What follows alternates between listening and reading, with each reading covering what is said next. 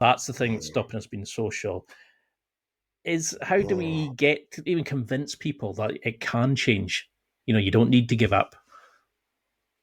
Man, the biggest thing is just getting the information in your head, number one. So thank you for having me on this podcast here for doing this.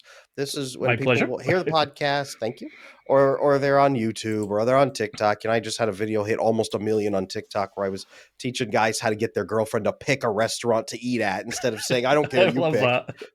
Yeah, that endless gladiator death match of figure out where to eat. Um, when people hear about it, they do. They just like yourself. They start off, and then it's in your head, and then you experience something and click. Ooh, wait a minute. And the evidence starts clicking, and you start stacking it up in your brain. That's the biggest answer for most people. Now, I will say that people with anxious attachment style who believe that they are human garbage and don't deserve to be loved, they pick it up pretty fast. The first time I teach them about attachment, they go, oh, it might not be my fault. And then they just like grab on with both hands and they want everything they can get all at Mhm. once. People with avoidant attachment, I don't know, man. What's this guy selling? Is he gonna sell me on a package to fly to his house? He's gonna take out my kidneys. Like, what's this guy doing here? Like, love can't be this real.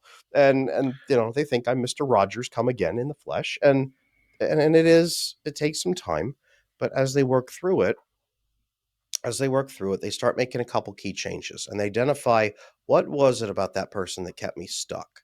What was it about that person that I miss? What was it about that person that felt good? Usually, if you're stuck on an ex and you're thinking about an ex, it's a magical little hormone in your brain called oxytocin. Now, oxytocin is something we are very deficient in if we have bad attachment. Oxytocin does a ton of things in the body for men and for women, especially for women, but men too. One of those things is reducing pain. One of those things is helping to reduce through gamma aminobutyric acid. That's an inhibitory neurotransmitter that oxytocin helps us release, and that stomps down depression and anxiety feelings. It helps us to produce melatonin to sleep more peacefully at night. So pain suppression, stress suppression, depression suppression, better sleep, everything starts flowing from oxytocin. But if we don't get good love, warmth, bonding, nurturing, openness, acceptance, trust, security in our relationships, all the things that secure attachment would give us and that we don't get when we're distant from people, then we start losing all of those benefits. And we think about that one time that we got it from that one person. Mhm. And usually the most manipulative people are the one that can give you the oxytocin the most. They get in a relationship for about 7 or 8 months, then they do something called love bombing you. They saturate you with oxytocin at the beginning through attention and care and words and promises and hugs and sex and everything imaginable. Then it's this incredible flashy chemistry because it has to be for what's going to come next. And then it usually falls apart 6, 7, 8 months in is usually where it starts falling apart, but they flood you with oxytocin. You've never got it before.